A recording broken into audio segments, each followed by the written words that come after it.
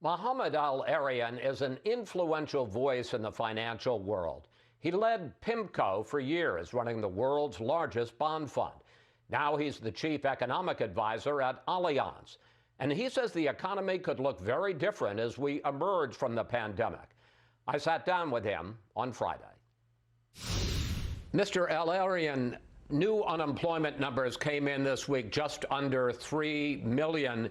And White House economic advisor Kevin Hassett said, while that is a tough number, it's an indication that the economy is starting to come back. Here he is.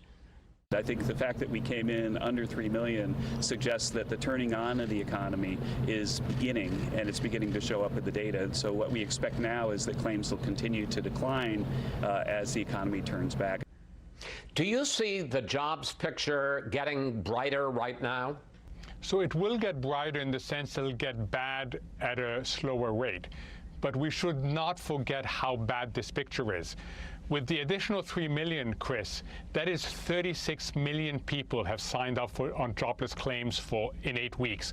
That's 1/4 of our labor force. So it's an enormous shock.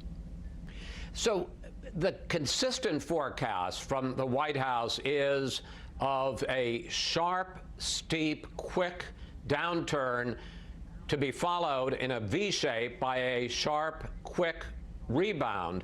Here is President Trump on that this week.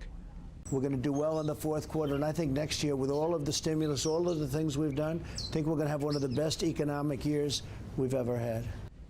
Do you see a V-shaped recovery as the White House is predicting, that the economy is going to come back as quickly and as sharply as it went down?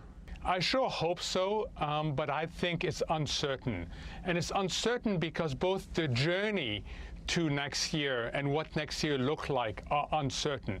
So rather than think of letters, think of a pendulum, Chris. We were operating in a normal world as you and I defined it. We then swung all the way on the other side to a lockdown, and now we're going to swing back and forth trying to find where the new equilibrium is. So it's not going to be a neat V. It's going to be more like a series of W's, if you like, but think of a pendulum swinging, and we don't know the magnitude of the swings, and we don't know the duration of the swing or the settling point. So it really is an uncertain outlook. I want to pick up on that because you say people are being naive about how easy and quick it is going to be to reopen the economy, that we have to deal with health factors and economic factors and even behavioral factors. Explain what you mean, both in terms of this country and globally, in reopening the economy. So this is the biggest shock we've had for generations. And it raises 3 issues. One is the main reason for the shock is health. And there's going to be a long time until you and I trust each other. It's what Eric Schmidt calls the information failure. It's very difficult for me to convince you I'm healthy and for you to convince me I'm healthy till we get a vaccine. So the health issue doesn't get resolved overnight. Secondly, you have shaken consumer confidence. You have shaken behaviors. Our economy isn't wired for social distancing, so we're going to have to discover how to do that. And third, businesses. It's not clear how you restart a business when different states are doing different things and when different countries are going to do different things. So we have these 3 massive uncertainties all in play at the same time. And it's very hard to say, oh, everything's going to be resolved overnight. We hope so, but I think we should buckle our seatbelt that is going to get bumpy still. Well, there's another uncertainty and debate, and that is over what to do in Washington next. Democrats want a $3 trillion, another huge stimulus bill. Republicans say, let's take a pause and see how the money siphons through the economy that's been approved so far. And this week, you had Federal Reserve Chairman Jerome Powell say that this has been a real economic shock and we do need more stimulus. Here he is on that. While the economic response has been both timely and appropriately large, it may not be the final chapter, given that the path ahead is both highly uncertain and subject to significant downside risks. Do you think we need more government stimulus, and if so, how much and how quickly? So far, Chris, we haven't had government stimulus. We've had government relief. And it's a good thing we've had it. And it's a good thing that Washington reacted, $5 trillion worth of reaction. Because despite that, this week also gave us not just a horrible unemployment number, but the worst industrial output collapse in a century and the worst retail sale collapse on record. So we are hurting, and thank God that Washington has reacted on the relief measures. What's important now is not to lose sight that there's a second phase. This is not just about winning the war against a global depression and a U.S. depression. This is about securing the peace, about making sure that we emerge from this also strong. So the next stage has to also focus on key issues like infrastructure, labor retailing and retooling, safety nets, things that are going to be critical if we are to bounce back in a sustainable manner. Otherwise, we're going to get stuck in a new normal of really mediocre growth and greater social tensions.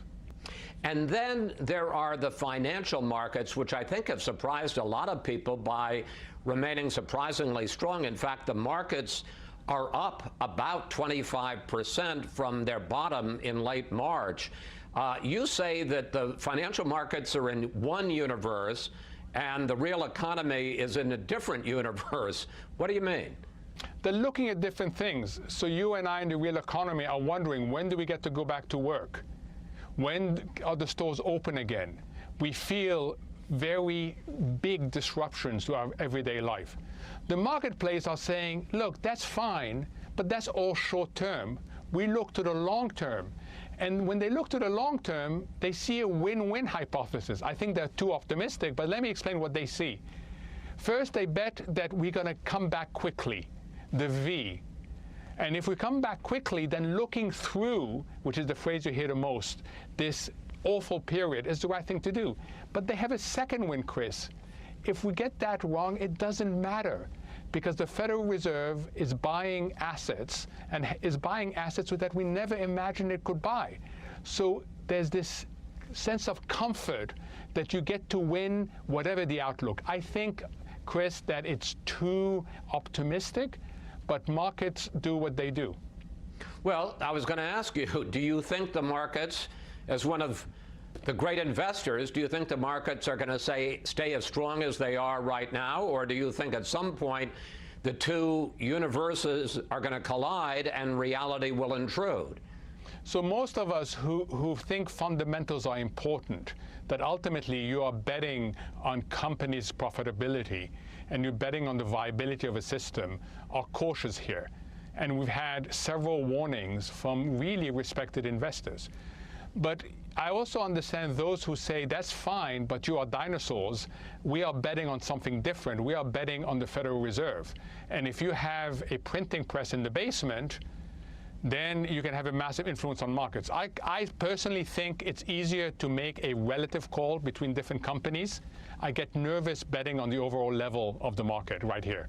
Mohamed El-Erian, thank you so much. It is always fascinating to talk to you and to get a little dose of reality. Thanks so much, sir. Thank you, Chris.